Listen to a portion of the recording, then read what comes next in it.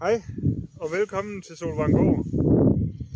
I dag er vi i gang med at plante vores skovlandbrug til med forskellige podet æbletræer, pæretræer, pil, syrener, alting hvad vi lige havde ved hånden. Og den her vi står med her, det er en Bramley af 1825. Og en Bramley, hvis jeg husker rigtigt, så er det en æble, men I kan jo skrive det i kommentarsfeltet.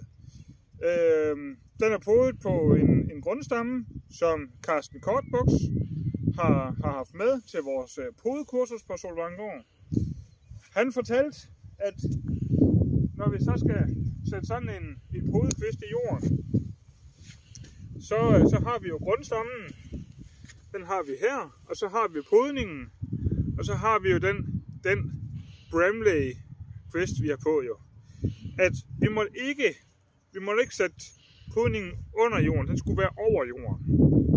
Så det vi gør, det er, at vi har så taget et hulbord og boret et hul, for lige at gøre arbejdet lidt nemt. Så vi plejer at sætte dem ned, dække jorden til, sørge for, at alle rødder, de er under jorden. Og så hiver jeg lige lidt op, stille og roligt, lægger jord til. Og så er det sådan set det. Der var lige et stykke plastik, det kunne vi lige få med i lommen og smide i affald. Sådan der, lige fjerne det værste ukrudt omkring den. Og så lige sørge for, at jorden den er pakket godt til. Tada! Så har vi sat et æbletræ eller et pæretræ. Og vi har sat cirka 17-18 forskellige æble-pæresorter. Så har vi sat det der hyld og syren og pil har vi sat. Og det har egentlig været ud fra tanken af, at de ting vi skulle sætte, det var noget vi havde tæt på os.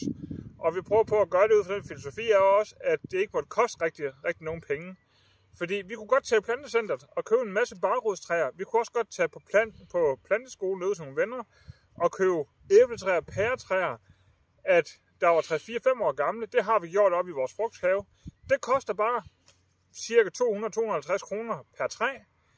Hvis vi så skal bruge, det ved ikke, 50-40 træer, 60 træer, så er det jo bare at gange det op med en pris. Det er rigtig mange penge.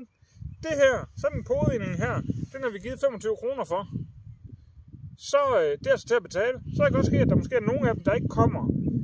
Men vi har jo sådan set, lad os så sige, det er 200 kroner.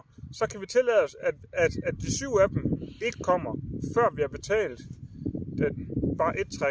Så her får vi 8 træer for samme pris, hvad et træ det koster. Jorden har der gået gris på, og vi har harret i det, vi har plovet i det og sådan noget.